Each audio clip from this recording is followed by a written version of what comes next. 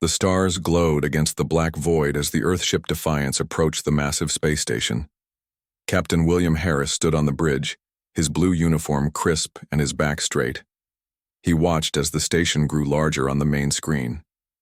It was like nothing humans had ever built, a spinning wheel of metal and light, home to the Galactic Council. "Quite a sight, isn't it?" said Dr. Susan Mills as she joined him at the viewport. Her dark hair was pulled back, and her eyes reflected the station's lights. 7 alien civilizations built that together, Harris replied. And now they're going to decide if we're worthy to join them. The Defiance was humanity's finest ship, the first to use the new faster-than-light drive. It had taken Earth scientists decades to develop it after discovering alien signals. Now, humanity was ready to join the galactic community. Or so they hoped. Major Alan Dixon entered the bridge, his face serious as always. "Captain, the Council has sent docking instructions. They seem surprised we got here so quickly." Harris nodded. "They underestimate us. That's been humanity's advantage throughout history." As the ship docked, Harris felt the weight of responsibility on his shoulders. He led the first official human delegation to meet aliens. The future of Earth depended on this meeting. The airlock opened with a hiss. Harris, Mills, and Dixon stepped through into the station. The air smelled strange. Not bad, just different. 3 aliens waited for them. One was tall and thin with blue skin that seemed to shimmer. Another was short and stocky with 6 arms and gray scales. The third looked almost like a giant cat walking on 2 legs. The blue alien spoke, its translator converting its whistling language to English. "Welcome to Harmony Station, humans. I am Diplomat Jannar of the Lyrians. These are my colleagues from the Novan and Krell civilizations." The cat-like alien, the Novan, stepped forward. "I am Dr. Kaleth. I have studied your species for some time." His voice was deep and rumbling. The meeting room was huge with a round table that could seat 30. Representatives from all 7 council races sat watching the humans with curious eyes, tentacles, or whatever they used to see.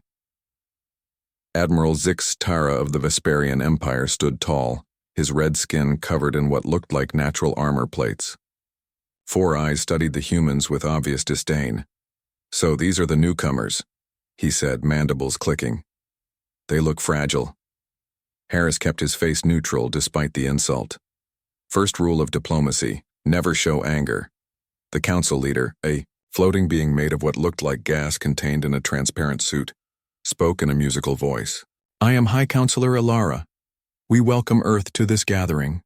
Your achievement of faster-than-light travel qualifies you for this meeting, though it is unusual for a species so young." Harris bowed slightly. "We thank the Council for this opportunity. Earth hopes to join the galactic community as a peaceful member." Zixtara made a sound like a laugh. "Peaceful? We have observed your broadcasts. Your history is filled with war." Dr. Mills stepped forward. "With respect, Admiral, what species hasn't had conflicts in their development? We've worked hard to overcome our violent past." The council meeting lasted hours. The humans presented their case for membership, showing Earth's culture, science, and governance. Dr. Kaleth seemed most interested. "Humans have remarkable adaptability," he told the council. "They've overcome disease, climate change, and resource limitations. They've united their planet in ways that took many of us centuries longer." "They're primitives," Admiral Zixtara said, dismissing Kaleth's words. "Their weapons are centuries behind ours. Their ships are barely worth calling ships. Even their fastest vessel took months to reach us." In a private meeting room, the human team discussed the day's events. "They're not taking us seriously," Dixon said, pacing the floor. "Especially that Vesperian admiral." Harris nodded. "That might work in our favor. People who underestimate humans often regret it." Dr. Mills looked concerned. "The Novans seem to understand us better. Dr. Kaleth has clearly studied Earth extensively." The next 3 days followed the same pattern. The humans presented their case while the council deliberated. Some, like the Novans and Lyrians, seemed supportive. Others, led by the Vesperians, opposed full membership. On the final day, High Counselor Alara delivered the verdict. The Council grants humanity limited trading rights but denies the application for full membership at this time. The restrictions were severe. Humans could only settle 3 new worlds. They could build no more than 20 FTL ships. They must share all technological developments with the Council. Harris kept his disappointment hidden. We accept the Council's decision and look forward to proving ourselves worthy of full membership. As the human delegation prepared to leave, Dr. Kaleth approached Harris in a quiet corridor. "Captain Harris, I must speak with you privately," the Novan said, looking around nervously. "What is it, Doctor?" Harris asked. "I tried to tell them about your kind's remarkable adaptability and ingenuity. They wouldn't listen." Kaleth's cat-like eyes were serious. "Especially the Vesperians. They see you as a potential threat to their dominance." "A threat? We just want peaceful relations," Harris said. Kaleth shook his head. "I fear what comes next. Admiral Zix Terra has a history of eliminating potential rivals before they grow strong." Harris felt a chill run down his spine. "Are you warning me that the Vesperians might attack Earth?" "I cannot say more." Kaleth pressed something into Harris's hand. "This contains my research on your species. It might help you understand how others see you." He quickly walked away. Back on the Defiance, Harris shared the warning with his senior staff. "So we're heading home with half a victory and a possible threat," Dixon said. Harris looked at the data device Kaleth had given him. "We'll need to prepare quietly. If the Vesperians do plan something, they'll expect us to be primitive and helpless." Dr. Mills smiled slightly. "Then they're in for a surprise. Humanity has always been at its best when facing challenges." The Defiance turned away from Harmony Station, its engines glowing as it prepared for the jump home. On the bridge, Captain Harris watched the stars. "Set course for Earth," he ordered. "We have work to do."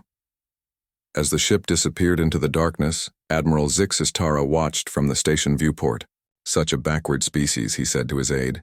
"Their ship is practically an antique." His aide asked, "Should we be concerned about them, Admiral?" Zix Tara laughed. "Concerned? About humans? They'll never be a threat to the Vesperian Empire. By the time they develop any real technology, we'll have already decided their fate." The Admiral turned away, unaware that he had just made the greatest mistake in Vesperian history. Because one thing was certain: no one who ignored warnings about humanity had ever lived to make the same mistake twice. 3 years passed since the first contact with the Galactic Council. Earth had followed the rules set by the Council, at least officially. They colonized only 3 new worlds as allowed, with Proxima Centauri being the most distant and successful colony. On the surface, they built only the permitted 20 faster-than-light ships. Commander Jack Wilson stood at the observation deck of Proxima Station, watching the stars. He was tall with broad shoulders and short brown hair that was starting to gray at the temples. The colony below was thriving, with 10,000 people now calling it home. "Beautiful view, isn't it?" said Olivia Patterson as she joined him. She was the colony's chief engineer, brilliant and practical. "It is," Wilson agreed. "Hard to believe we've come so far in just 3 years." Patterson smiled. "And the Vesperians still think we're using basic shield technology." She nodded toward a small, innocent-looking satellite orbiting nearby. It was one of 50 such devices surrounding the colony. The Council had no idea what these satellites could do. Earth had kept some secrets.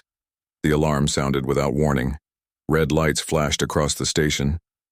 "Unidentified ships entering the system," announced the computer voice. 5 vessels approaching at FTL speeds. Wilson rushed to the command center with Patterson close behind. The main screen showed 5 large warships dropping out of faster-than-light travel. Their design was unmistakable. "Vesperians," Wilson said grimly. "Battle stations. Alert Earth immediately." The communications officer looked up with fear in her eyes. "Sir, they're jamming our long-range signals." On the screen, the largest Vesperian ship broadcast a message. Admiral Zix Tara appeared, his red-armored skin gleaming under the lights of his bridge. "Humans of Proxima Centauri," he said, his voice filled with arrogance. "Your presence has expanded beyond acceptable limits. This colony will now be brought under proper Vesperian control. Surrender, and you will be allowed to leave with your lives. Wilson's face hardened. No response. Activate the Patterson network. Around. The colony, the 50 satellites hummed to life. What the Vesperians thought were simple weather and communications devices suddenly linked together, creating an energy field that surrounded the entire colony. On his ship, Admiral Zix Tara watched with amusement as the humans scrambled to respond. Such primitive defenses, he told his second-in-command. Our scans show their shield technology is at least a century behind ours. This will be over quickly. Should we not be cautious, Admiral? His officer asked. Dr. Kaleth's report suggested Kaleth is a sympathizer who overestimates these creatures. Zix Tara interrupted. Fire when ready. The Vesperian ships launched their attack. Energy beams struck the colony's shields. The Vesperians expected the shields to fail immediately. Instead, the energy seemed to be absorbed by the Patterson network, growing stronger. With each hit, on Proxima Station, Patterson monitored the shields. The energy absorption is working perfectly. Their weapons are actually charging our defenses. Wilson nodded. Now for Phase 2, launch the Hornets. From hidden bases in the asteroid belt surrounding the colony, 30 small fighter ships emerged. They were not on any list provided to the Council. Each was piloted by a single human and armed with weapons designed specifically to target Vesperian. Shield frequencies, what are those? Demanded Zix Tara as his sensors detected the approaching ships. They weren't there before. The Hornets swarmed around the much larger Vesperian warships. They were too small and fast for the Vesperians. Targeting systems, which were designed to track larger vessels. The humans had studied Vesperian technology carefully during the past 3 years and knew exactly where to strike. One of the Vesperian ships suddenly lost power as a Hornet fired directly into its engine system. Another found its weapons disabled by targeted strikes. Impossible, shouted Zix Tara. Their technology is inferior. On Earth, President Laura Martinez received the emergency message that had been sent through a hidden quantum communication channel the Vesperians couldn't detect. She called an emergency meeting of Earth's Defense Council. The room was filled with the planet's top military and scientific leaders. The Vesperians have attacked Proxima Centauri, she announced. Commander Wilson is implementing our defense plan, but this is what we prepared for. General Frank Cooper stood. Madam President, the Earth Defense Fleet is ready. We can launch within the hour. Martinez nodded. Do it. And send a message to the Galactic Council. Tell them that Earth came in peace and was met with treachery. Humanity will defend itself. Back at Proxima Centauri, the battle continued. Theo, humans used the asteroid belt for cover, darting out to strike and then disappearing again. It was a tactic the Vesperians had never encountered. Their military doctrine relied on overwhelming force and superior technology, not guerrilla warfare. 2 of the Vesperian ships were now disabled. A third was retreating. Zix Tara was furious. This is merely a setback, he told his bridge crew. Send a message to the fleet. We will return with 50 ships if necessary. The remaining Vesperian ships withdrew, jumping to FTL speeds as soon as they cleared the asteroid belt. On Proxima Station, the crew cheered as the enemy retreated, but Wilson remained serious. This isn't over, he told Patterson. They'll be back with more ships. But now they know we're not as primitive as they thought, she replied. On the Galactic Council station, Dr. Kaleth received news of the attack. He immediately called for an emergency council meeting. The Vesperians have violated our laws, he told the assembled representatives. They attacked a human colony without provocation.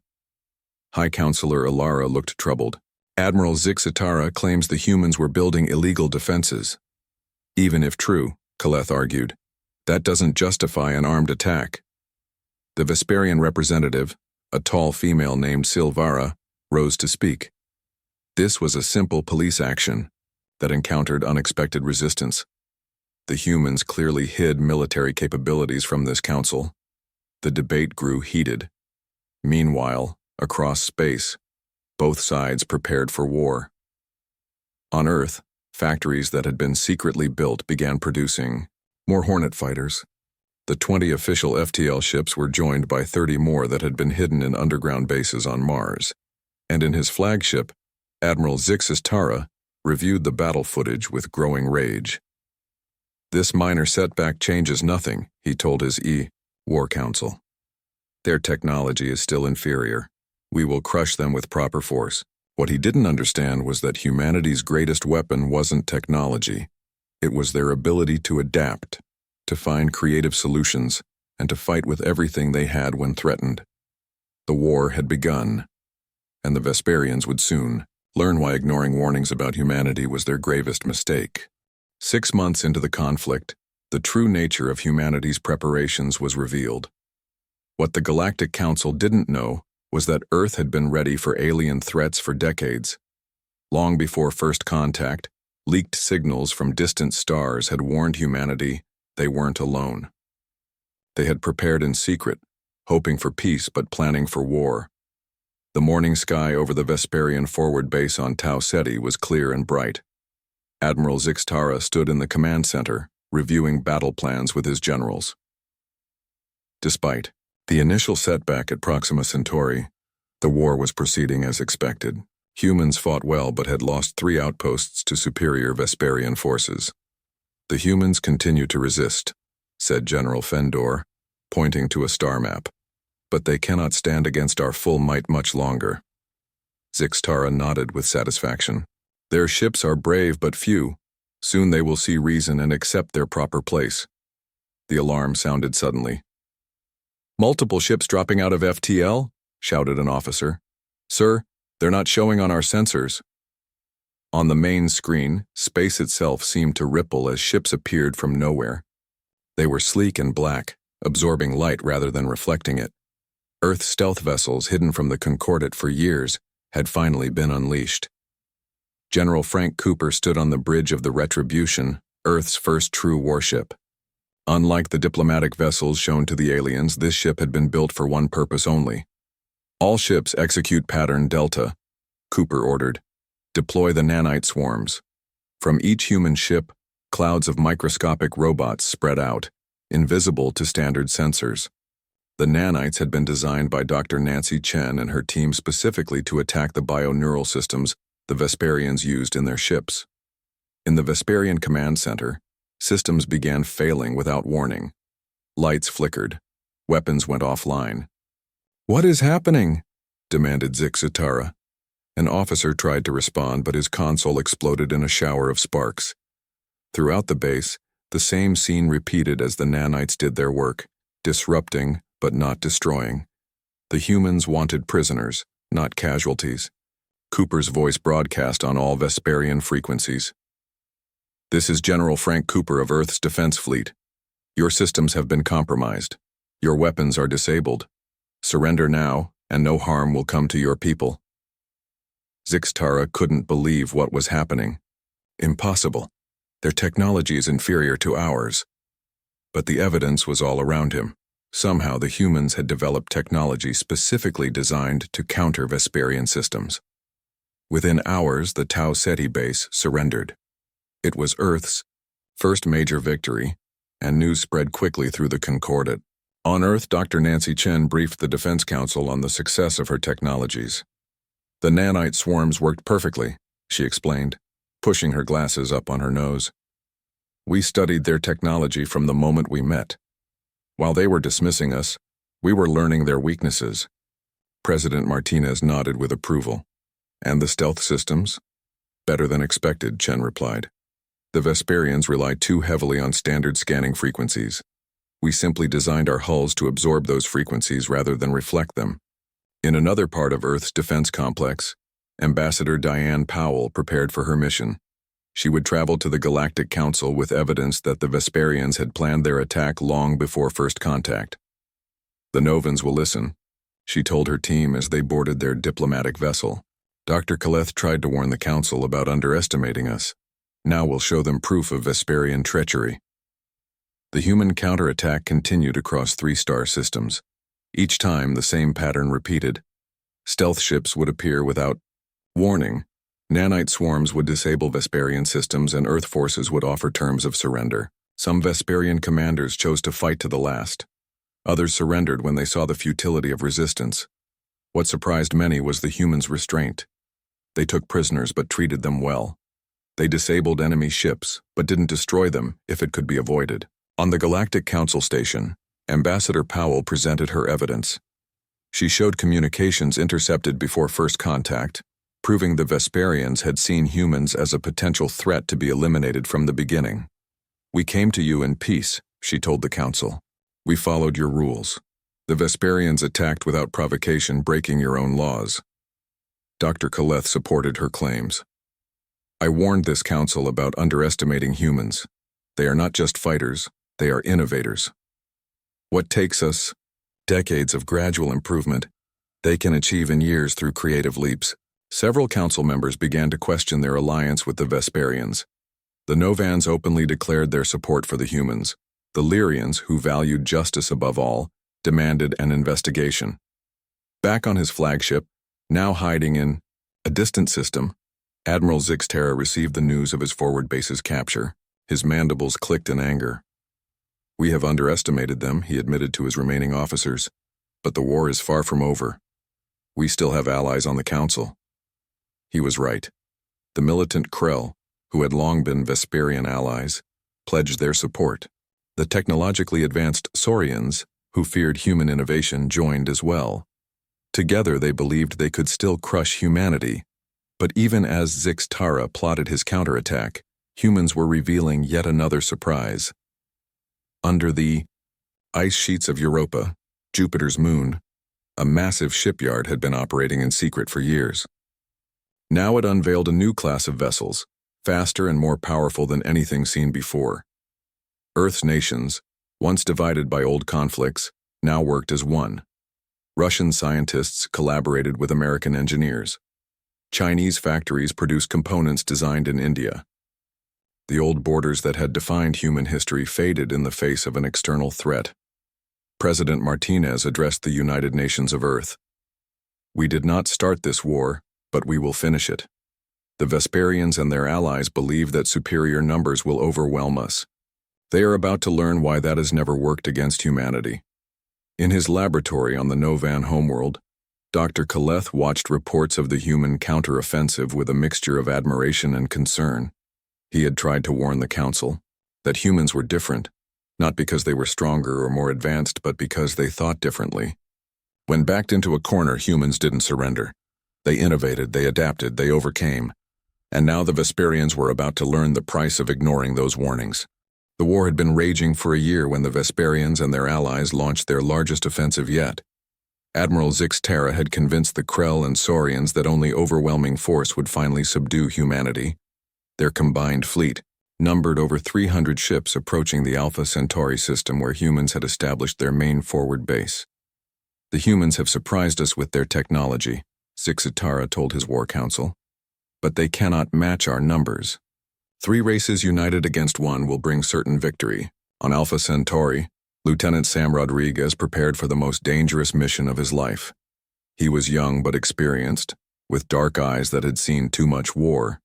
His small team of 5 stood before a captured Vesperian scout ship. "Our mission is simple but not easy," he told them. "We use this enemy ship to slip behind their lines and gather intelligence on their new weapon." Earth's spies had discovered the Vesperians were building something called the Planet Killer.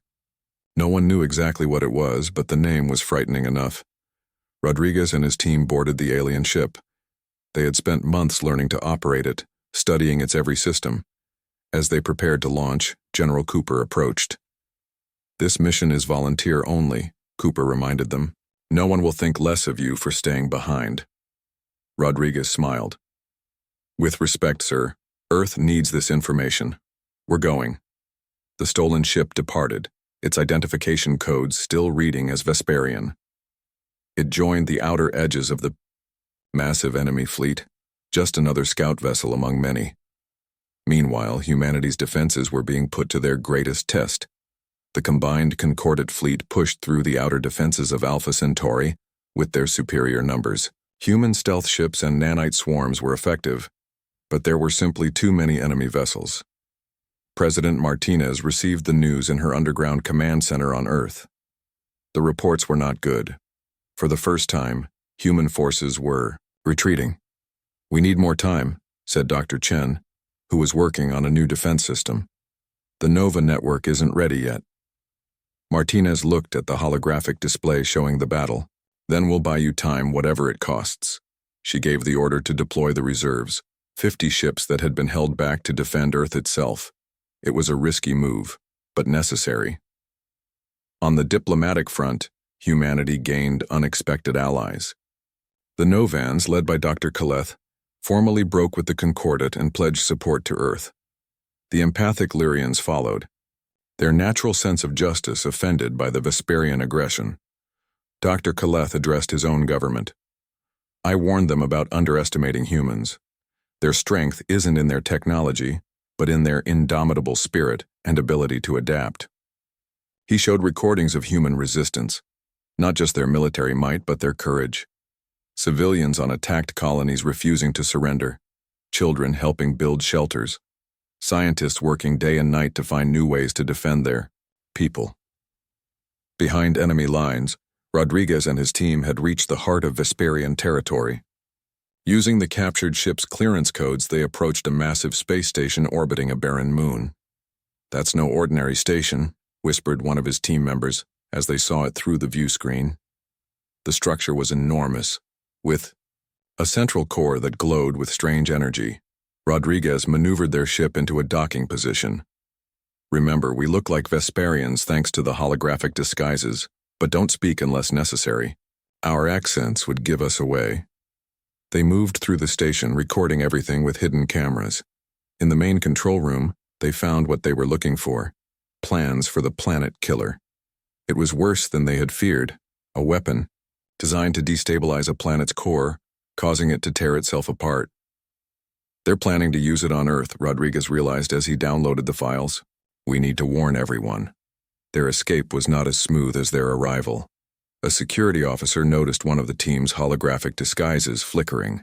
Alarms sounded throughout the station. "Run," Rodriguez ordered.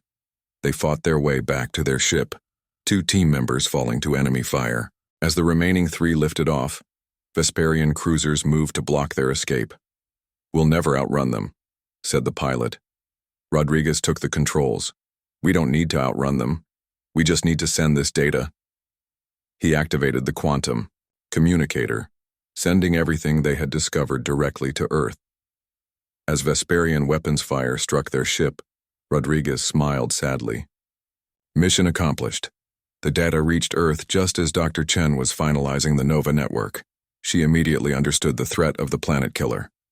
"They plan to attack Earth directly," she told President Martinez. "The planet killer could destroy our entire world." Martinez's face hardened. "Then we have no choice. Activate the Nova network immediately, ready or not." The Nova network was humanity's greatest secret, a series of quantum-entangled defense platforms designed by Dr. Kevin Lawrence. Unlike conventional weapons, these platforms existed partially outside normal space, making them impossible to detect or destroy by normal means. As the combined Concordat fleet pushed through Alpha Centauri's defenses and prepared to jump to the Sol system, humanity gathered for its final stand. Every ship, every weapon, every resource was committed to the coming battle. On the Novan homeworld, Dr. Kaleth spoke passionately to the council representatives who would listen.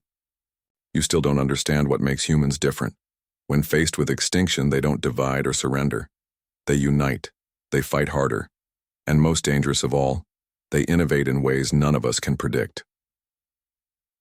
The Saurian representative dismissed his concerns. "They are just one species against 3. Numbers will tell in the end." Kaleth shook his head sadly. Throughout their history, humans have faced overwhelming odds and emerged victorious, not because they were stronger, but because they refused to accept defeat. The war reached its critical point as the combined Concordat fleet finished assembling. Over 500 ships prepared to jump to the Sol system in what Admiral Zix Tara called the final solution to the human problem.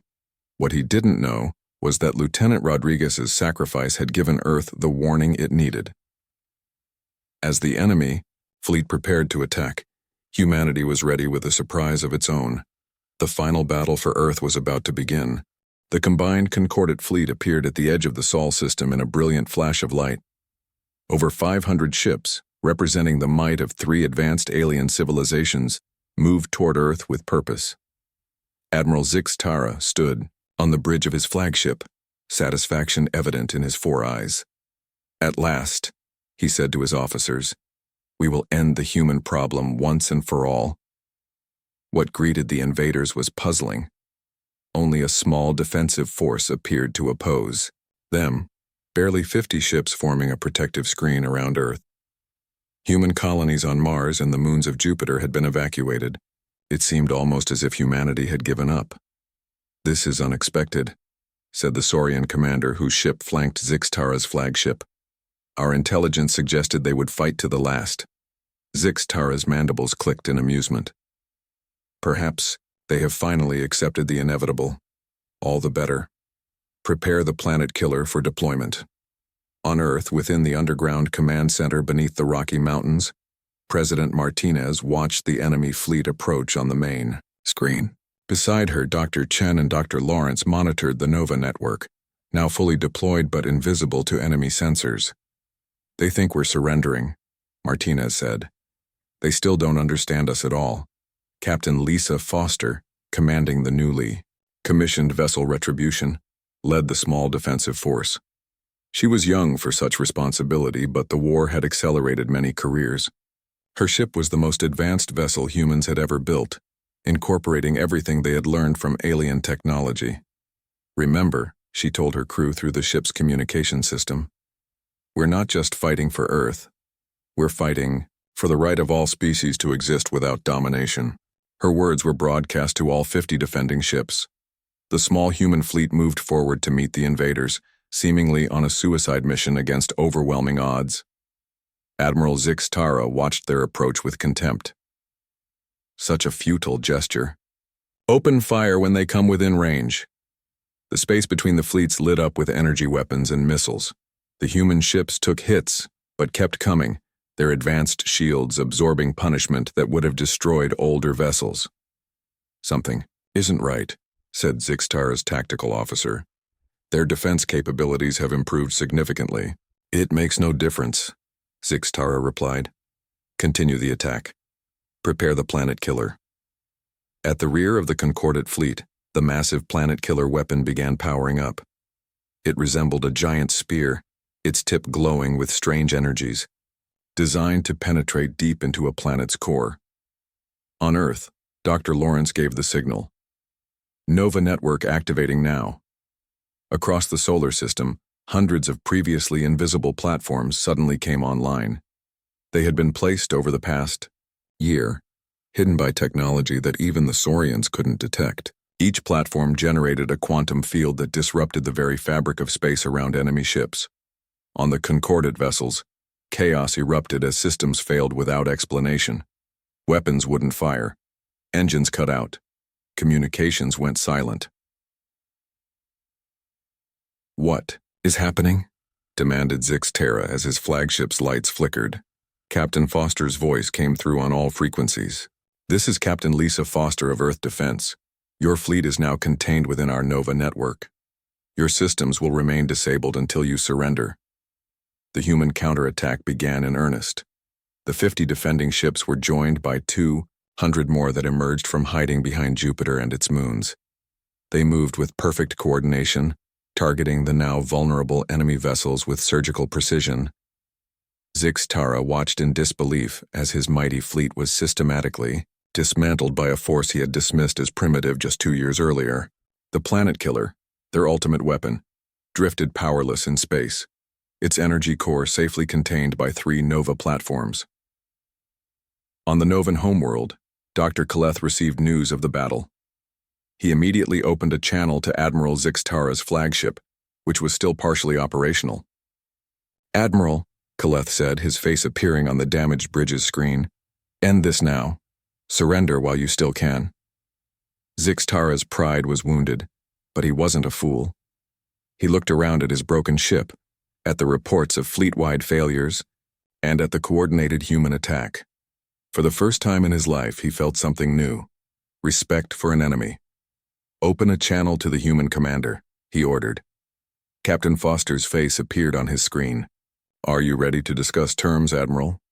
Before Zixtera could respond, a new voice joined the conversation. "This is Dr. Kaleth of the Novan Council. I request to mediate these negotiations." From Earth, President Martinez joined the call. "We accept Novan mediation." Within hours, as battles still raged across the system, representatives gathered virtually to discuss peace.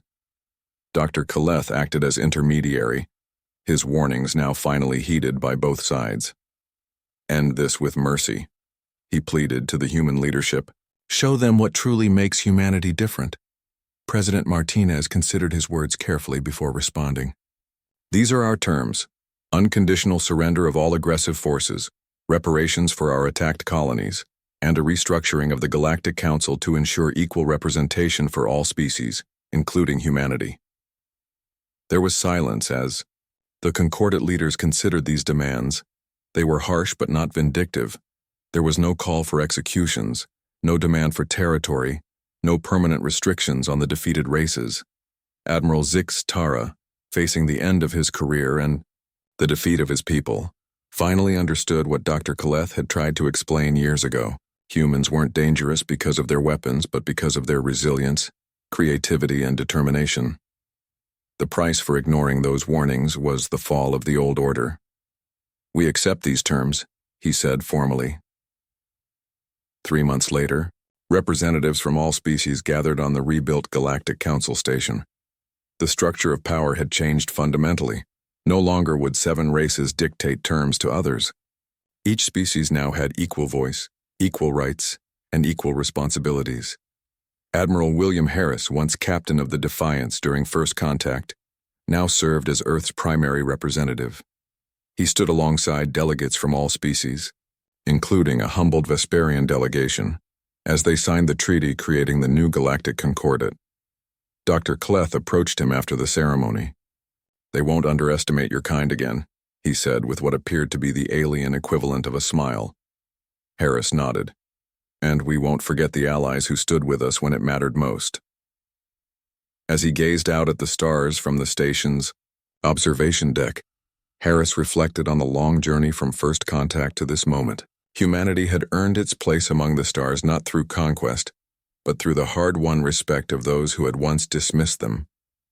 The price for ignoring warnings about humanity had been high. But from that costly lesson, a better future for all species had emerged, and somewhere in the vast darkness between the stars, other civilizations took note, updating their records with a simple but vital warning: approach with respect and peaceful intentions. These humans are not to be underestimated.